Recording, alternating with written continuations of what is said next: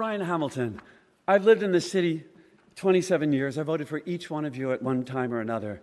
John Duran, why are you still here? After your $1 million dalliance, $500,000 dalliance, your scandalous betrayal of the public trust, you never apologized to me or your constituents for your indecorous behavior. You tried to normalize sexual harassment. In any corporation, you would have been tossed out on your tuchus. You'd be fired. But there you sit because, unfortunately, you have no scruples. If you did have any scruples, I'll bet they used to belong to somebody else.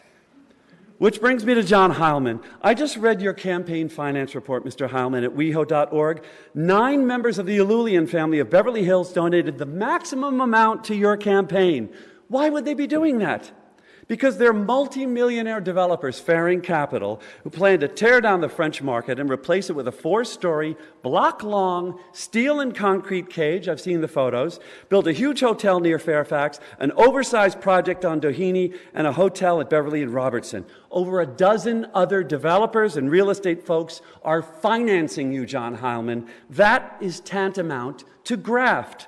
When I look at you, John Heilman, I don't see a public servant. I see an agent for the developers, bought and paid for. Yet you pretend to be working for the citizens. You are the face of corruption and malfeasance to me.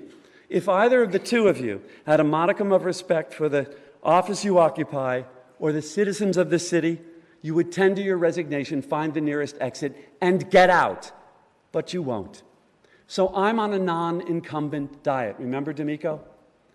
I'm not going to vote for either of you incumbents. I'm going to vote for Steve Martin and Cynthia Blatt and break up this oligarchy. Thank you. Thank you, Brian. Larry Block, to be followed by Kay McLean.